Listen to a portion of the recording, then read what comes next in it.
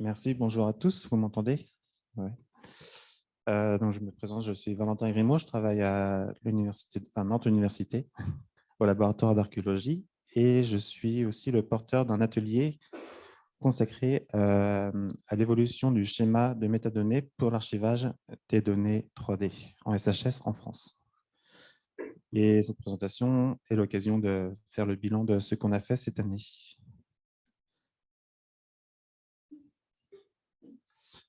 Donc, en fait, on avait déjà établi un premier schéma lors du premier quadriennal entre 2014 et 2017, mais des limites sont apparues avec les retours d'expérience, et donc nous sommes en train de le remanier. Donc, je vais faire une synthèse des différentes limites qui nous sont apparues. D'abord, le schéma était beaucoup trop orienté archéologie ou patrimoine culturel matériel, pour être un peu plus large, alors qu'il est supposé répondre aux besoins de la communauté des sciences humaines et sociales. Ensuite, les formats de fichiers acceptés étaient beaucoup trop restrictifs. De manière très schématique, seuls les maillages polygonaux surfaciques avec des textures étaient acceptés. Typiquement, ce sont les maillages qu'on obtient en photogrammétrie. Nous avions fait un effort important aussi pour collecter automatiquement le maximum d'informations techniques lors de la création des dépôts, notamment avec le logiciel Altac 3D que nous avions développé spécifiquement. Cependant, la sensation de devoir remplir beaucoup d'informations reste un point sensible. Ensuite, du point de vue du gestionnaire, la volumétrie est problématique aussi parce que les serveurs représentent un coût financier et subséquemment environnemental. La duplication des données est un idéal pour leur sauvegarde, mais difficilement conciliable avec ces enjeux. L'idée est de permettre l'externalisation de la sauvegarde des données. Et enfin, il n'y a rien de très intéressant à avoir des données qui dorment sur un serveur. Pour qu'elles vivent le maximum, il faut qu'elles puissent être identifiées et donc qu'elles soient trouvables depuis le maximum de portails de recherche. Pour cela, il faut aligner notre modèle d'information sur les standards pour que tout soit moissonnable depuis Isidore, Ariane+, OpenArcheo et peut-être même Gallica, Europeana et ainsi de suite.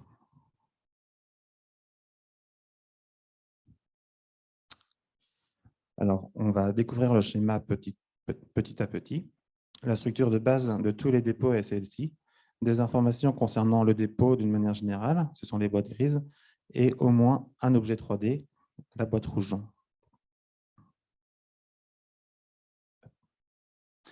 Cet objet 3D est décrit de différentes manières. Il est composé de données sources, de données calculées et interprétées, et s'il renvoie à un objet réel, il faut pouvoir identifier cet objet. Le dépôt est nécessairement constitué de données sources et de données interprétées. L'objet physique est facultatif.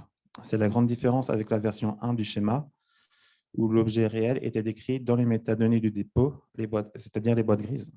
Ça laissait peu de place à des dépôts d'autres types. Dans cette version 2, si le dépôt n'est pas du tout lié à la description d'un objet réel, cette partie peut être abandonnée. En revanche, s'il y a un objet d'étude physique qui est documenté, alors on peut même préciser à quel moment de la vie de l'objet le dépôt fait écho. Les dates ont été une question un peu délicate à traiter, si bien qu'il a fallu établir ce schéma pour y voir un peu plus clair. Alors, on a eu l'impression de demander beaucoup de dates dans le dépôt, et en fait, elles sont de 3 ordres. Il y a d'abord les dates qui concernent le programme de recherche ou l'action dans lequel le modèle 3D est créé. Et si le dépôt concerne un objet réel, cela concerne aussi l'activité de numérisation. L'objet documenté peut posséder une vie plus longue que celle de l'activité de recherche. On demande alors un certain nombre d'informations pour bien la documenter afin que les moteurs de recherche puissent aligner les informations que nous créons avec d'autres sources sur Internet. Et enfin, l'objet documenté peut avoir une vie passée avant sa découverte. Il y a ici plusieurs manières de renseigner les dates. Une date précise, 1564 par exemple, un intervalle de temps entre 1487 et 1573 par exemple, ou une période, la Renaissance. Parmi ces 3 manières de renseigner une date, une seule est nécessaire en fonction de l'état de la connaissance et des pratiques de la discipline concernée.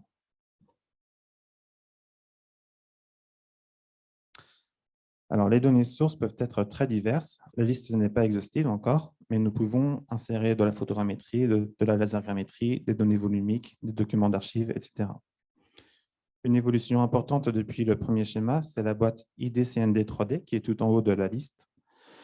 Si les données sont déjà déposées sur le conservatoire, il n'est pas nécessaire de redéposer les mêmes données si on étudie le même objet d'étude. Il sera possible d'indiquer simplement le lien pour retrouver les données sources. Un exemple pour montrer l'utilité de cette boîte, dans le cadre d'un programme de recherche sur l'art pariétal, par exemple, une architecture restaurée a été numérisée, mais uniquement pour contextualiser le bloc orné. Cette étape, ça fait l'objet d'un dépôt. Et quelques années plus tard, ce même monument fera l'objet d'une étude de l'architecture, parce qu'on sait que la restauration fausse la compréhension du site. Eh bien, il ne sera pas nécessaire de redéposer, enfin de renumériser et de redéposer une nouvelle acquisition. On pourra faire le lien directement avec ce dépôt précédent. C'est la même logique pour les données calculées et interprétées. La liste n'est pas encore exhaustive, mais la structure du schéma permet d'ajouter facilement de nouveaux types de données. À noter toutefois qu'ici, il est possible d'ajouter des sous-niveaux. Par exemple, si je veux déposer un fichier OBJ avec cette texture, je ne peux pas tout mettre dans la même boîte parce que les textures et le maillage ne sont pas décrits de la même manière. Donc, on peut avoir une boîte maillage pour le fichier OBJ et des boîtes reliées direct à celle-ci pour les textures.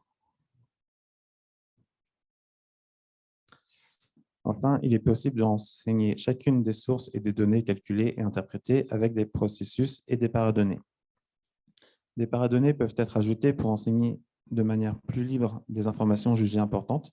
Ça peut être un fichier log produit par un logiciel, un fichier texte qui regroupe des informations techniques sur la manière dont les données ont été produites, la description d'une chaîne opératoire pour permettre leur productibilité de la construction du modèle 3D, etc. Les paradonnées peuvent renseigner n'importe quelle boîte source et données interprétées, mais aussi des processus. Le process permet de renseigner les logiciels qui ont été utilisés, mais aussi le matériel, les capteurs dans le cadre d'une numérisation, par exemple. Les données peuvent être insérées sous la forme de fichiers, mais aussi sous la forme de liens URL, à la charge du producteur de s'assurer que le lieu de stockage des données, enfin l'endroit auquel le lien URL fait référence, soit suffisamment pérenne. Au cours de cette année, l'atelier s'est attaché à restructurer l'ensemble du schéma pour assurer plus de flexibilité dans son évolution et prendre en compte les besoins de toutes les disciplines en sciences humaines et sociales. Après quoi, nous avons retravaillé la première partie du schéma, les métadonnées décrivant le dépôt, c'est-à-dire les boîtes grises, l'objet 3D, la boîte rouge, et les objets réels qui sont numérisés, la boîte verte. Tout ce qui apparaît dans le rectangle rouge n'a pas été retravaillé encore. Enfin, le contenu des boîtes, je veux dire. Elles le seront à travers des ateliers thématiques ouverts à tous ceux qui voudront partager leur expertise sur les données tomographiques, les environnements immersifs en temps réel et tout ce qu'on peut imaginer. Alors, le schéma permet d'alimenter les outils développés par le consortium, c'est-à-dire le Conservatoire national des données 3D et Altag 3D. Donc, Altag, c'est un logiciel à télécharger et à installer que nous avons développé et proposé à la communauté pour enseigner de façon simple et le plus efficacement possible les dépôts. Le conservatoire est le portail de consultation des dépôts, mais il possède, comme Sarah l'a dit tout à l'heure, une interface pour déposer les données. Cependant, nous recommandons vivement d'utiliser Altag 3D car lui seul est capable de renseigner parfaitement toutes les informations et donc de fournir des données compréhensibles pour les futurs utilisateurs. Schématiquement, tout ce qui est encadré en rouge ne sera pas renseigné à travers le portail du conservatoire. Alors maintenant, on va voir l'utilisation du schéma à travers un cas d'étude, à travers le logiciel Altag 3D. Par exemple, si je numérise un bloc de pierre pour documenter l'art pariétal, quels sont les documents produits et qu'est-ce que je vais archiver? Donc, dans ce contexte, une photogrammétrie a été réalisée. On a donc un jeu de photos, 98 clichés. Donc, ces 98 photos vont être archivées. Avec ce jeu de photos, quelques paradonnées vont être ajoutées pour dire comment mettre à l'échelle le modèle 3D, les points topo quand ils existent, le système de coordonnées quand il est défini. Le logiciel Agisoft Metashape a été utilisé pour la reconstruction photogrammétrique. Lui, en revanche, on ne le conserve pas puisqu'on pourra recalculer ultérieurement un modèle 3D à partir des photos. Donc avec Metashape, on obtient un nuage de points qui a été traité et émaillé dans Cloud Compare pour différentes raisons. Et donc, nous obtenons un fichier en PLY, donc un maillage qui, lui, sera archivé. Voilà. C'est le format PLY qui a été choisi parce que c'est un format qui est ouvert, documenté et qui a un validateur auprès du CNES. Donc, on est sûr de pouvoir le réutiliser dans très longtemps. Ce modèle 3D est ensuite traité dans Blender pour produire la documentation. Bon, je n'entre pas dans les détails, ce serait trop long. En tout cas, le fichier Blender, lui, a priori, ne sera pas conservé, puisque les informations importantes qui ont permis de produire la documentation sont sauvegardées dans un fichier YAML. C'est le petit fichier texte qu'on voit en bas à droite de l'écran. Ce fichier regroupe des paradonnées afin de permettre la reproduction de la documentation plus tard, notamment en retrouvant les points de vue des caméras.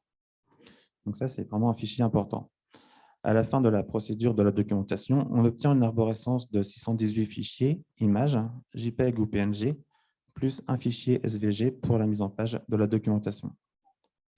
Donc tout ça, on va pouvoir le conserver. Et enfin, l'étude des gravures menée par mon collègue s'appuie sur un certain nombre de fichiers Illustrator pour dessiner des lignes de contraste sur les éclairages virtuels. À la fin, une image de synthèse des enlèvements est produite et chaque tracé est ensuite numéroté pour être décrit et argumenté dans un fichier texte au format Word. Ces formats de fichiers Illustrator et Word pour être conservés à travers Altac 3D et le conservatoire, il vaut mieux les convertir en SVG et en ODT.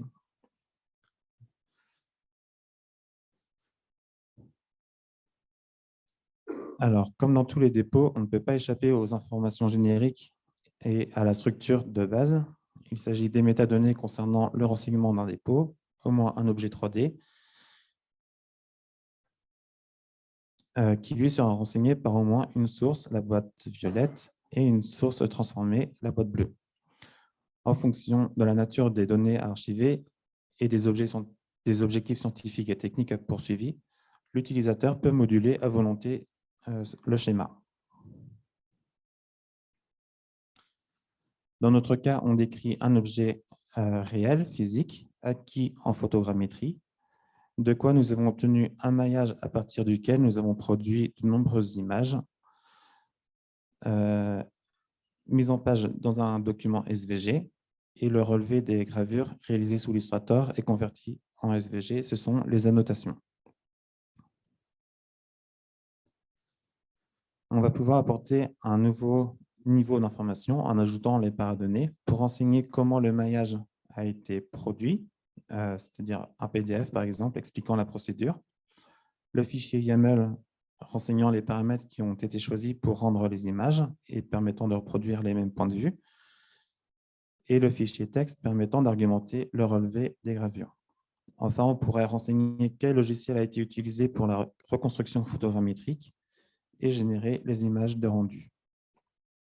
C'est l'arborescence qui serait créée pour archiver le jeu de données concernant une méthode mise au point pour la documentation d'un art pariétal. Si nous nous intéressons maintenant aux liens externes au dépôt, nous pourrions avoir quelque chose comme cela. Comme pour les dates, il faut passer par un schéma pour avoir une vision de l'ensemble des liens possibles vers des données sauvegardées à l'extérieur du conservatoire. Donc, notre dépôt C2 peut faire partie d'une collection regroupant par exemple plusieurs dalles ornées d'une même tombe. Pour éviter de devoir gérer une trop grande arborescence dans Altac 3D, un site pourrait être segmenté en autant de dépôts regroupés en collections. Si le dépôt est une mise à jour d'un dépôt déjà existant sur le conservatoire, On peut aussi pointer soit un dépôt spécifique, soit la collection. Pour visualiser le contenu du dépôt autrement que par les mots le décrivant, il est possible d'ajouter une vignette descriptive. Elle peut être hébergée sur le site web du programme de recherche, par exemple, même si ce n'est pas idéal parce que pas vraiment pérenne. C'est au producteur de données de choisir en conscience le lieu de stockage. Si des archives sont mobilisées, il n'est pas nécessaire d'ajouter les fichiers. On peut insérer un lien permanent URI ou ARC quand elles sont présentes sur un site comme Gallica ou une archive départementale. Certaines données produites peuvent être exposées sur Nakala, par exemple. Là aussi, un simple lien permanent suffit pour les ajouter dans le dépôt. On peut télécharger un dépôt pour le retravailler, non pas pour actualiser la documentation, mais pour poursuivre un autre objectif. Dans ce cas, on mobilise la boîte présentée tout à l'heure, ID-CND3D. Et enfin, les logiciels sont renseignés via le projet Software Heritage et le lien pérenne qui est proposé.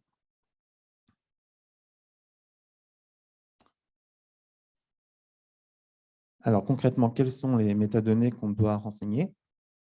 Voici la liste des métadonnées que l'utilisateur peut ou doit renseigner. Les points noirs indiquent que l'information est obligatoire et les points blancs que l'information est facultative. En réalité, il y en a un peu plus. Vous remarquez par exemple que la boîte Deposit structure n'apparaît pas en surimpression. Mais si le producteur utilise Altag 3D pour renseigner toutes ces métadonnées, un certain nombre d'entre elles sont générées automatiquement. Concernant le dépôt, les informations à rassembler servent à identifier qui sont les auteurs, le titre du contenu, quand cela a été créé. Il faut aussi identifier le programme de recherche à l'origine du dépôt, ou tout du moins le contexte, le nom du programme, les dates de début et de fin, les objectifs scientifiques poursuivis, etc. Et enfin, il faut ajouter quelques informations concernant l'identité du service déposant, s'il existe une version précédente de ce dépôt, etc. Pour l'objet 3D, il faut encore ajouter un nom, qui en est l'auteur, quand il a été créé, sa nature et à qui appartient la propriété intellectuelle. L'objet physique est renseigné par son nom, le propriétaire, le lieu de découverte, de conservation, son numéro d'inventaire, etc. Ensuite, aujourd'hui, on en est là. Il faut maintenant encore poursuivre la réflexion pour dépoussiérer le reste du schéma.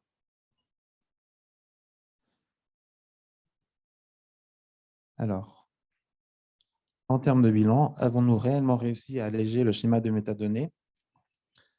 Sur la première partie du schéma et après la restructuration, on en a effectivement un tout petit peu moins. Ça se joue à 3-4 métadonnées.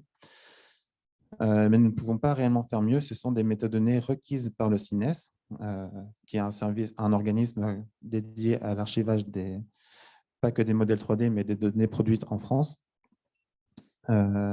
Et nous veillons à ce que le conservatoire reste compatible avec les services du CINES. Ce n'est donc pas vraiment sur ce tableau que nous pourrons prendre soin des producteurs de données, mais sur les métadonnées métiers qui restent encore à dépoussiérer. Un petit aparté, vous ne voyez ici que la clé de la métadonnée, mais il faut maintenant décrire précisément quelle information est attendue pour chacune d'entre elles pour éviter toute confusion.